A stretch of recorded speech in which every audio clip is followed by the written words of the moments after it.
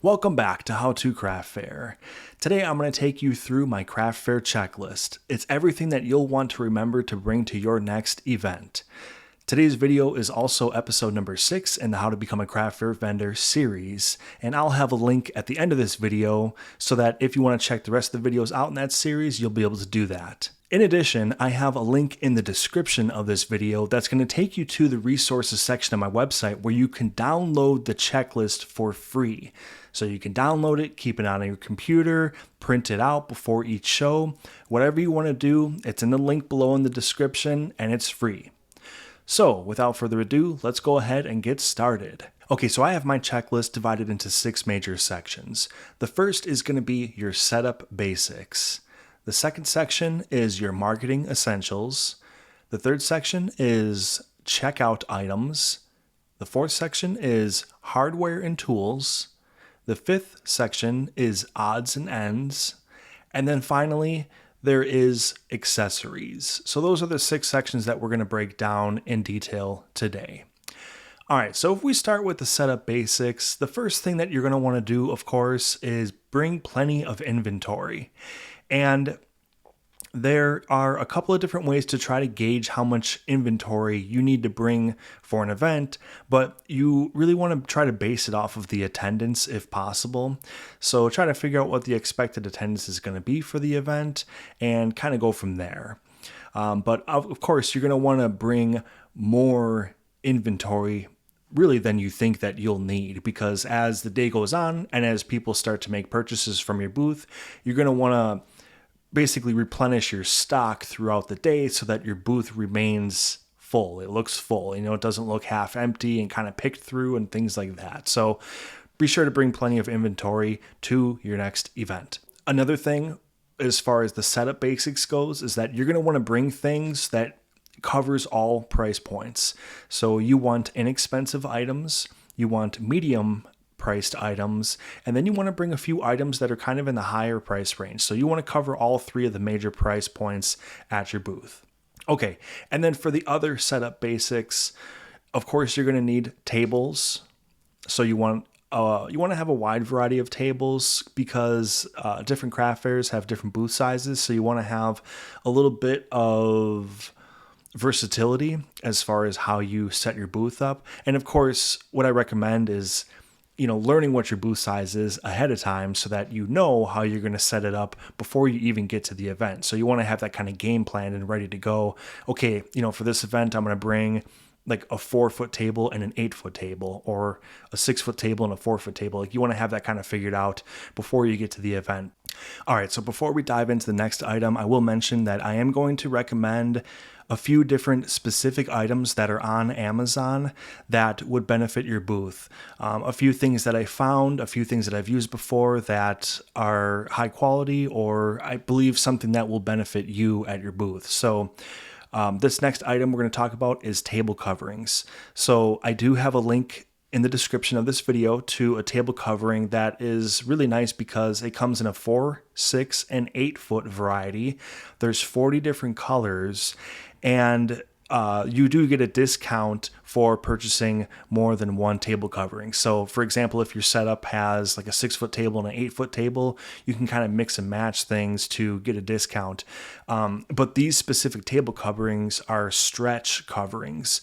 So they kind of contour the top of the table, and then they're going to stretch down to the legs of the table to give yourself a really, really nice, clean looking table covering. So you might have seen these, different vendors use these, and they look really, really nice. And like I said, with coming in 40 different colors, odds are there's going to be a color that matches the theme that you're already rolling with at your booth. So again, be sure to check out that link in the description. Okay, and the next thing that we're going to talk about is another recommended item that has a link below, and that is a table runner. So this specific table runner comes in 13-inch, 24-inch, and 36-inch wide configurations. It's fully customizable. So if you want to upload your business logo, or maybe you have like a certain phrase or a certain font that you use for your business, you can fully customize this table runner. Another thing that's nice about it is that it doesn't take up the entire table, of course. It's only, 13 to 36 inches wide. So if you don't want to have a fully customized tablecloth, this is a little bit more of a low-key way to, shout out your business, but also keep the focus on your items.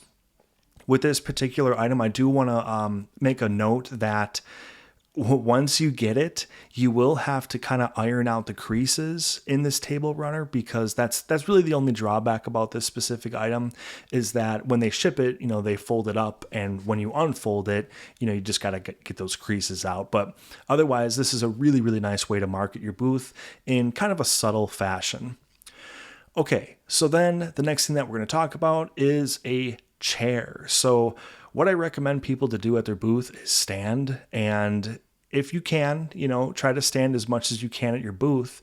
But it's understandable with these longer shows and things like that. Or, physically, if you're not able to stand all day, it's nice to have a quality chair at your booth that presents you well. So what I recommend people to do is have a little bit of a taller chair. And again, this is a recommended item in the description, so be sure to check out the link. It is a tall folding chair. It sits 31 inches high at the seat, and it has a 300-pound capacity. And it also comes with a carrying case. I believe it actually also has a cup holder and a tray as well that folds down. So this chair is really, really cool because, it kind of sits you up high. It still makes you feel as though you're, attentive to the shoppers coming through and things like that. So I would definitely recommend a taller chair as opposed to one that sits really, really low. It just makes you look a little bit more engaged with the people coming into your booth. Okay, so then the next thing that you're going to bring in your setup basics, of course, is all your displays. So every rack, every riser, don't forget any of your displays. You want to bring lighting if you have any kind of lighting that helps showcase your items a little bit better than just whatever natural lighting happens to be at the venue. So don't forget your lighting. A mirror. A mirror is a great thing to remember to bring to your booth, especially if you have jewelry, maybe necklaces or even any kind of like fashion item, hats, scarves. Just consider what a shopper, would want to experience at the booth, especially if they have to try something on. It's always great to have a mirror on hand just so that they can kind of see it on themselves, and it might help you in getting a few more sales on those items. Okay, and then finally with the setup basics is booth decor. And what I mean by booth decor is any kind of like accent items that it's not really a display, it's not really like a marketing material. It's more so just to kind of enhance the vibe and the theme of the booth. I've seen people, for example, use like garland, green garland, some kind of lights, like all white lights around their booth, and not even necessarily like item lighting that showcases directly on their items, more so just ambient lighting. So consider those things that might, again, enhance the vibe of the booth. Okay, so now we're going to jump into the second segment on the checklist, and that is marketing materials. So the first thing that you're going to want to bring is a banner. I always recommend people to have some kind of a large banner that has a few different things on it. You want to have a logo if you have a logo for your business. Your business name is an absolute must, of course. I do recommend that people put what they make on their banner. So just for example, if you're a woodworker and you make turned pens, you want to put that on the banner so that people know, okay, that's the person that makes the pens and things like that. There's just some association along with your business name on the banner. You also want to put your social media handles is a good idea, or at least an email or website or some way that people can get a hold of you. So you want your business name, what you do, and then how people can get a hold of you. And then ideally, you're designing this in a way that establishes your theme. Okay. So then if you're bringing the banners, you of course want to remember the banner stands or however you are going to secure the banners at your booth. Along with that, you need to remember all your signage. And this is kind of a broad thing to talk about because there's many different types of signage at booth these days, especially with electronic payments. You want to show people how you accept payments. You want to tell people what your prices are, so what everything costs and how they can pay you. And you also want to have signage for any kind of deals you might have. So if you're offering bundle pricing or if you have a sale for that particular show, just don't forget any kind of signage for this event. All right. And then another marketing material you don't want to forget is your business cards. So you want to have business cards out at your booth so that people can get a hold of you at a later date. And I would also recommend including a couple of business cards in the shopping bag for anybody that purchases from you in case if they want to buy from you again, they know how to get a hold of you. And then finally, another marketing material that's very important to have at your booth is an email sign-up sheet. So I've kind of talked about this before in previous videos, but it never hurts to do it again.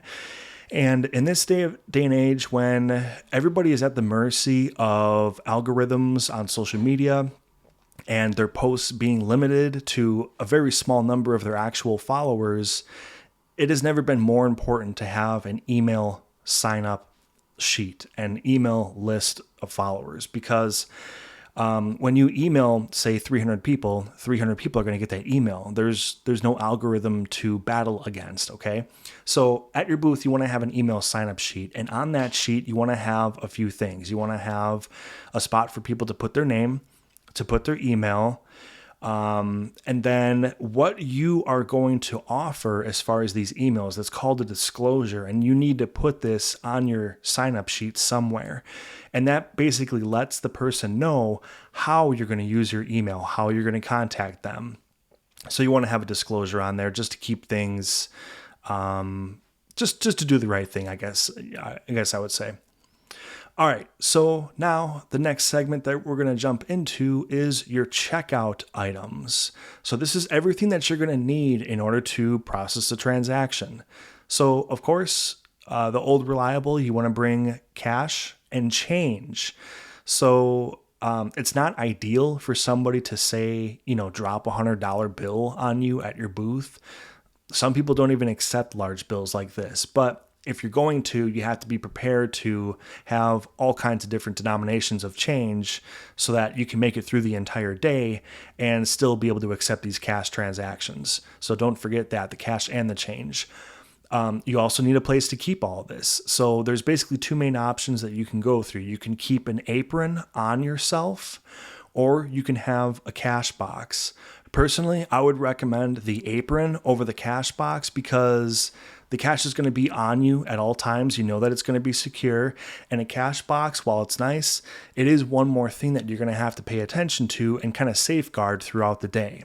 So I have a link below for a fantastic apron. It's actually an apron that I believe butchers use, oddly enough. But it is an absolutely wonderful apron because it has large pockets. It has 3 large pockets. So there's 2 kind of down lower, and then there's 1 kind of in the center. It's very, very high quality, and it also has shoulder straps that kind of cross on the back, rather than it being an apron that's kind of like a halter top style that goes around the neck. So if you're wearing this thing for 10 hours a day, it's going to be a lot more comfortable just over your shoulders as opposed to hanging around your neck. So great item. It's really, really reasonable cost for the quality of it. So be sure to check out that link in the description. Okay, so then another thing that is essential to your checkout area is some kind of a card reader. So most people these days go with Square. It's kind of the old reliable, and Square will allow you to take, accept all major credit cards and things like that. So, there is a little bit of a fee for each transaction, but basically you're going to have that with any company that offers a card reader that you would accept payments through. So again, don't forget your card reader so that you're not limiting yourself to only cash sales. Okay, and a lot of people these days, a lot of vendors these days are using QR codes for payments. And again, we kind of touched on this with signage, and this is another nice sign to have out at your booth. So if you have a situation set up where you have a QR code that takes people to a payment option, this is a great option to have at your booth for people to make it, kind of like a touchless, easy transaction and things like that. So this is something that is becoming more and more prevalent these days at booths. Okay, also you want to have bags on hand for your transactions, and this is something that I featured in previous videos. I have a link as a recommendation for paper bags with handles. And the reason why I recommend the paper bags with handles is because they look good, right? They're sturdy. They're not as likely to like rip or break like a plastic bag would. But also another really big benefit of having a paper bag is that you can stamp them with your logo, or some people choose to have a bunch of stickers of their business logo made, and then they'll just slap a sticker on every one of their shopping bags. But like I said, I got a link in the description for a really, really nice variety set of bags, and I would check that out. Okay, so then the last thing as far as the checkout area goes is to bring extra price tags. Don't forget to bring extra price tags, because ideally, as the day is going on, you're making lots of sales and things like that, and you're kind of replacing stock at your booth. So you don't want to forget extra price tags if you price your items individually. So this is another item that you don't want to forget. Okay, so now we're about to dive into our fourth segment of the checklist, and that is hardware and tools. So this is a very, very important element to not forget. You don't want to forget these things. So of course, the first thing is a dolly or a load-in cart. And again, this is an item with a link below in the description. So the loading cart that I have recommended for this video, it's foldable, first of all. So it's going to save a bunch of room in your vehicle or your trailer, wherever you're bringing your items in. So it's foldable, very, very heavy duty. It has a 600-pound limit on it. So unless you happen to sell anvils at your booth for a craft fair, you shouldn't run into too many issues with the 600-pound limit. So it's very high quality. The deck that you would put your totes or your boxes or whatever on, it's a 24 by 36 inch deck, 2 feet by 3 feet. So it's a pretty large deck area. As opposed to a dolly. So dollies are kind of nice to, push and pull and things like that. But they do get a little bit limited with, how you can stack things and what, how much you can put on there and things like that. So that's why I recommend this load-in cart as opposed to a dolly. Okay. So then the next thing that you want to bring is a power strip. It just can't hurt to have it as part of your setup, even if you, and keep this in mind too, like even if you aren't the type of vendor that requires or requests electricity at your booth, you might get surprised. Sometimes you might get placed in an area that has an outlet, and then you'd be kind of kicking yourself that you didn't bring a power strip or things like that to kind of be prepared for that situation. So again, even if you're not the type of vendor who requests electricity, just keep that like in your setup if you get that surprise outlet at your booth. Okay.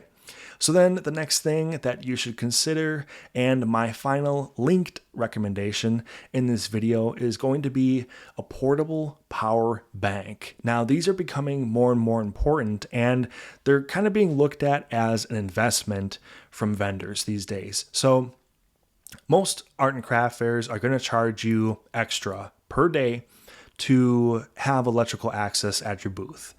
And sometimes this is a really reasonable fee, maybe $5 or $10 per day. Sometimes this can get pretty intense, like upwards of $25 or more just to have electrical hookup per day. So a lot of people, again, like I said, look at this as kind of like an investment where a really high quality power bank like the one I'm going to tell you about, at the time of this video was about $150 or $175, kind of in that range. So it's like it does have a little bit of a cost up front, But then you are able to plug basically anything in. You can plug a phone in, you can plug in a tablet, you can plug in a full laptop if you want. And there are many different types of ports on it as well. So not only do you have like your standard electrical ports, but then you also have USB and things like that. So again, very, very versatile. Be sure to check out this power bank in the link below. Okay, let's keep moving. So we're going to talk about some basics really quick. I would recommend having needle nose pliers and a wire cutter at the booth. Sometimes pliers will have like the built-in cutter, like, built into it.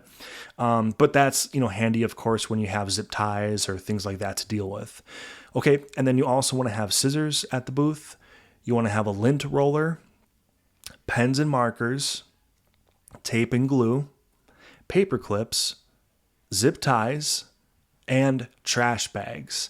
So all of these items can be really, really like a lifesaver. And these are the things that you need to have on hand for the things that happen and you're not prepared for it, right? So to kind of get you out of a jam, or, maybe a banner like stand breaks or something, and you need to figure out like a different way to hang your banner up or display your items. A lot of these things come up when you least expect it. So these things, these hardware and tools section, this is going to keep you prepared for those unexpected hiccups that happen inevitably pretty much at every show. Okay, so now the fifth section that we're going to talk about is odds and ends. These are kind of like your random items, similar to like the hardware and tools, but they're more just random. So charging cables. If you bring a phone or a tablet or whatever, you need to have those charging cables on hand to go along with that power strip that you're bringing. Okay, and then so of course you want to bring snacks and water for yourself throughout the day. Even if the organizer tells you that there is going to be food available, sometimes, things happen and maybe a food vendor can't make it or something like that. You don't ever want to leave yourself in a situation where you have to go 6, 8, 10, 12 hours without, anything really to like eat or drink. So again, you just want to keep yourself in mind, take care of yourself, bring yourself some snacks and water. Okay, and then another thing that is becoming more and more prevalent in the craft fair industry these days is having a seller's permit as a vendor. So even if you don't sell food items, maybe you're just a regular vendor that sells, jewelry or woodwork or whatever it might be. A lot of states and towns, and maybe just even the organizers or the venue themselves, they're requiring vendors to have a seller's permit on hand. So if you need that in your area, don't forget it. Extremely important. Okay. And then these days, it's nice to have hand sanitizer at your booth, not only for yourself, of course, but for all your guests. Okay, along with the hand sanitizer, you want to bring some disinfectant wipes to just wipe down the areas that are touched a lot at the booth and keep things looking clean and tidy and things like that. All right, and then you also want to have tissue for yourself, just in case, maybe you're outside, maybe it's windy, you get a runny nose, whatever. Pain medicine, this is definitely a lifesaver at a craft fair. You're probably going to be exhausted by the time the fair even just opens to the public. So, maybe keep some of those aches and pains away and bring, your Advil or Tylenol or whatever you bring, but don't forget your pain medication for the day. Okay, and along with that, you want to remember to bring a first aid kit, even if it's a basic one, because you might get some bumps, bruises, or cuts along the way, and you just want to be prepared for that type of a situation. Again, you're probably not going to use it, but if you need it, you'll wish that you had it.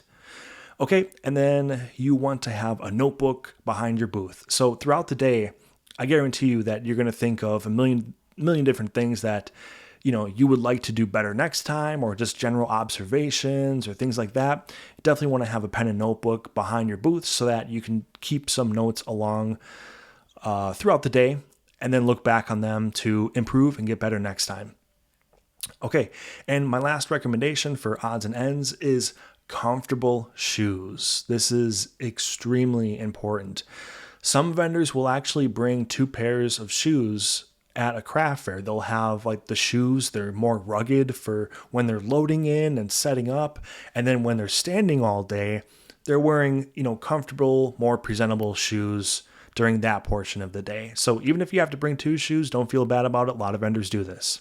Okay, so now the last segment that we're going to talk about is accessories. So, again, accessories is just some random odds and ends that, depending on the situation, you don't want to forget about. So, sunglasses, if you are out at an outdoor show, even if the weather is calling for like a cloudy day or something like that, you don't want to forget to bring sunglasses because you never know. It could just get crazy all of a sudden, and you don't want to have like a blistering headache by the end of the day.